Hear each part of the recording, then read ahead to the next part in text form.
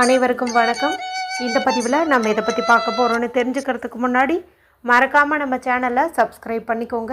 பக்கத்தில் இருக்கிற பெல் பட்டனையும் கிளிக் பண்ணிவிட்டு ஆளுங்கிற ஆப்ஷன் கொடுத்துட்டிங்கன்னா நான் போடுற வீடியோக்கள் எல்லாமே மிஸ் ஆகாமல் நோட்டிஃபிகேஷனில் வந்துடும். இந்த பதிவு மிக மிக முக்கியமான பதிவு அப்படின்னே சொல்லாங்க. பதிவுக்குள்ளே போகிறதுக்கு முன்னாடி நாளைய நாள், அதாவது செப்டம்பர் மாதத்தின் 21ஆம் தேதி, புரட்டாசி மாதத்தின் 5ஆம் தேதி ஞாயிற்றுக்கிழமை அன்னைக்கு மகாலய அமாவாசை இருக்குதுங்க. நாளைய நாள் முழுக்கவுமே நமக்கு இந்த அமாவாசை திதியானது இருக்குது. இந்த நாளில் நம்மளுடைய முன்னோர் வழிபாட்டுக்கான படையல் எந்த டைமில் போடணும், தர்ப்பணம் எந்த நேரத்தில் கொடுக்கணும், அமாவாசை சமையலில் இடம்பெற வேண்டிய காய்கறிகள் என்ன, சேர்க்கவே கூடாத காய்கறிகள் என்ன, என்னென்னவெல்லாம் செய்யலாம் செய்யக்கூடாது என்பது குறித்து தனி பதிவு போட்டிருக்கிறேங்க.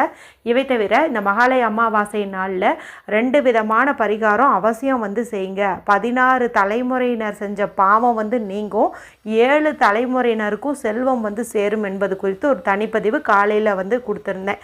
இது வரைக்கும் பார்க்காம இருந்தீங்கன்னா எண்டு ஸ்க்ரீனில் லிங்க் கொடுக்குறேன், மறக்காமல் பாருங்கள். சரி, இப்போ இந்த பதிவை தொடர்ந்து பார்க்கலாம். இன்றைக்கி நமக்கு செப்டம்பர் மாதத்தின் 20ஆம் தேதி, புரட்டாசி மாதத்தின் 4ஆம் தேதி நிறைஞ்ச சனிக்கிழமை. இந்த சனிக்கிழமைங்கிறது பெருமாள் வழிபாட்டிற்கும் சனீஸ்வரர் வழிபாட்டிற்கும் ஆஞ்சநேயர் வழிபாட்டிற்கும் ஏற்றதொரு நாளாகவே கருதப்படுது. அதுவும் இது பார்த்திங்கன்னா புரட்டாசி மாத சனிக்கிழமை, அதுவும் முதல் சனிக்கிழமை ரொம்ப ரொம்ப விசேஷம் வாய்ந்தது அப்படின்னே சொல்லாங்க. ஏற்கனவே இந்த நாளில் குளிக்கும் தண்ணீர் பரிகாரம் குறித்து ஒரு வீடியோ போட்டிருக்கிறேன். அதே பதிவிலே கையில் வரைய வேண்டிய சிம்பிள் குறித்தும் ஒரு பதிவு போட்டிருக்கிறேன். இந்த நாளில் எந்த நேரத்தில் வேணாலும் அந்த குளியல் முறையை எடுத்துக்கலாம், அந்த சிம்பிளையும் வரைஞ்சிக்கலாம். இவை தவிர நிலைவாசலில் ஒரு குறிப்பிட்ட முறையில் 1 ரூபாயை வைப்பதன் மூலமாக கோடி கோடியாக பணம் குவியும் என்பது குறித்தும் ஒரு தனி பதிவு போட்டிருக்கேன்.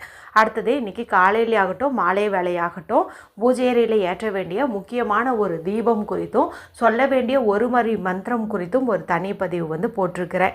இந்த வீடியோக்கள்லையும் ஒரு 2 வீடியோனுடைய லிங்க் எண்டு ஸ்க்ரீனில் கொடுக்குறேன். மேலும் நீங்கள் தெரிஞ்சுக்கணுன்னு நினச்சிங்கன்னா நம்ம சேனல் லோகோ கிளிக் பண்ணிவிட்டு அதில் வீடியோஸுங்கிற ஆப்ஷன் கிளிக் பண்ணிங்கன்னா நான் ரீசெண்டாக போட்ட நிறைய வீடியோஸ் வரும். அதில் பார்த்து உங்களுக்கு எது பிடிச்சிருக்குதோ அதை தேர்வு செஞ்சு அந்த பரிகாரத்தை செஞ்சுருங்க. சரி, இந்த சக்தி வாய்ந்த நாளில் இப்போது ஒரே ஒரு ஏலக்காயை வச்சு ஒரு அற்புதமான பரிகாரம் நம்ம செய்ய போகிறோம். இதை செய்வதன் மூலமாக நல்ல ஒரு பணவரவு அதிகரிக்கும். எப்போதுமே பணமானது நிரந்தரமாக நம்மக்கிட்ட தங்கும் அப்படின்னே சொல்லலாம். இந்த பரிகாரத்தை யாரெல்லாம் செய்யலாம் அப்படின்னு கேட்டிங்கன்னா ஆண்கள் பெண்கள் யார் வேண்டுமானாலும் செய்யலாம். பெண்கள் பீரியட்ஸ் டைமில் தாராளமாக செய்யலாம். பிறப்பிறப்பு தீட்டு இருந்தாலும் தாராளமாக செய்யலாம். எந்த மதத்தை சார்ந்தவங்களாக இருந்தாலும் தாராளமாக இதை செய்யலாம். எந்த நேரத்தில் செய்யணும் அப்படின்னு பார்த்தீங்கன்னா இன்றைக்கி புரட்டாசி சனிக்கிழமைன்னு பொதுவாக எடுத்துக்கிட்டு நீங்கள் எந்த நேரத்தில் வேணாலும் இந்த பரிகாரத்தை செய்யுங்க. ராகு காலம் யமகண்டத்தை மட்டும் ஸ்கிப் பண்ணிவிடுங்க. சனிக்கிழமை நாளில் ராகு காலம்ங்கிறது காலையிலேயே நமக்கு முடிஞ்சிருச்சு. யமகண்டம் அப்படிங்கிறது மட்டும் மதியம் 1:30 3 மணிக்கு இடையே உள்ள நேரத்தில் இருக்குது. அதை மட்டும் நீங்கள் ஸ்கிப் பண்ணிட்டீங்க அப்படின்னா போதும். சரி, இப்போது நல்ல நிலையில் இருக்கிற மாதிரி ஒரே ஒரு ஏலக்காய் எடுத்துக்கோங்க. இந்த ஏலக்காய் அப்படிங்கிறது பெருமாளுக்கும் உகந்தது, மகாலட்சுமி தாயாருக்கும் உகந்தது, பணவசியத்துக்கும் உதவும். சரிங்களா? அதனால தான் இதை எடுத்துக்கிறோம். நல்லதாக ஒன்று எடுத்துக்கோங்க. அடுத்தது இதில் எழுதுவதற்கு சிவப்பு நிறத்தில் இங்கு வரக்கூடிய பேனா ஸ்கெட்ச் பென்சில் மார்க்கர் எடுத்துக்கோங்க. இது 2 தான் நமக்கு தேவை. ஒரு ஏலக்காய், ஒரு சிவப்பு கலரில் இருக்கிற பேனா. சிவப்பு நிற பேனா இப்போ எங்ககிட்ட இல்லை அப்படின்னு நினைக்கிறவங்க ப்ளூ கலர் பயன்படுத்திக்கோங்க. எக்காரணத்து கொண்டும் கருப்பு நிறம் அப்படிங்கிறது இந்த பரிகாரத்துக்கு பயன்படுத்திடாதீங்க. ப்ளூ, ரெட் 2 தவிர வேறு எதையும் நீங்கள் எடுத்துக்க வேணாம். இப்போ இதை எடுத்துகிட்டு அமைதியான இடத்துல உட்காந்துக்கோங்க. யாருக்கிட்டையும் பேசாதீங்க, டிவி பார்க்காதீங்க, மொபைல் பார்க்காதீங்க. மனசை நல்லா ரிலாக்ஸ் பண்ணிக்கோங்க. நல்லா டீப் ப்ரீத் எடுத்துக்கோங்க. அதன் பிறகு உங்கள் முதுகு தண்டை நேராக வச்சுட்டு உங்களுடைய 2 உள்ளங்கைகளையும் தேய்ச்சி அதிலிருந்து வரக்கூடிய சூட்டை உச்சந்தலையிலையும் கண்கள்லையும் ஒத்தி எடுத்துக்கோங்க. அடுத்ததாக நேற்றைய பரிகாரத்தில் ஒரு சிம்பிள் வரைய சொல்லியிருந்த கையில். ஒருவேளை நீங்கள் அதை பார்க்காம இருந்தீங்கன்னா இந்த வீடியோலையும் உங்களுக்கு அந்த சிம்பிள் காட்டுறேன். இதை உங்களுடைய இடது கையினுடைய கட்டைவல்லுக்கு கீழே உள்ள சுக்கரமேட்டு பகுதியில் வரைஞ்சிக்கோங்க. இது இந்த நாளில் வரையறதுக்கு மிகவும் பொருத்தமானதாக இருக்கும் அப்படின்னே சொல்லலாம். இது எப்படி கொடுத்துருக்கறனோ அதே மாதிரி பார்த்து இந்த சுக்கரமேட்டு பகுதியில் நீங்கள் வரைஞ்சிக்கோங்க. இதுதான் நீங்கள் பண்ண வேண்டிய முதல் விஷயம். அதன் பிறகு இந்த ஏலக்காயை எடுத்துக்கோங்க. இந்த ஏலக்காயினுடைய ஒரு பக்கத்தில் 808 அப்படிங்கிற பணவரவை தரக்கூடிய அந்த நம்பரை நீங்கள் எழுதிக்கோங்க. ஏன் இந்த இடத்துல இன்றைக்கி இந்த நம்பரை பயன்படுத்துகிறோன்னு பார்த்தீங்கன்னா இன்றைக்கி சனிக்கிழமை சனீஸ்வரருக்குரிய நாளாக இருக்குது. அவருக்குரிய என்னன்னு பார்க்கும்போது 8. இதை நம்ம இங்கே யூஸ் பண்ணுறதே சிறப்பு. அதனால் இந்த 808 அப்படின்னு நீங்கள் போட்டுக்கோங்க. அடுத்தது ஏலக்காயினுடைய இன்னொரு பக்கத்தில் பெருமாளுடைய எனர்ஜியை ஈர்த்து தரக்கூடிய 117 1176 அப்படிங்கிற நம்பரை நீங்கள் எழுதிக்கோங்க. இந்த நம்பரை பயன்படுத்தி நம்ம எப்பேற்பட்ட விருப்பத்தையும் வந்து நிறைவேற்றிக்கலாம். அதாவது பணம் மட்டும் கிடையாது, வேறு ஏதாவது ஒரு விருப்பம் இருக்குது, அது நியாயமானதாக இருக்குது, அது யாருக்கும் வந்து பாதிப்பு தராது அப்படின்னு நினச்சிங்கன்னா அந்த மாதிரி விருப்பத்தையும் இந்த எண்ணை பயன்படுத்தி நீங்கள் தாராளமாக வந்து நிறைவேற்றிக்கலாம். இப்போ ஏலக்காயினுடைய ஒரு புறத்தில் பணவரவு தரக்கூடிய 808ங்கிற எண், மறுபுறத்தில் 1176ங்கிற மாஸ்டர் ஏஞ்சல் நம்பர், இது எழுதியாச்சு.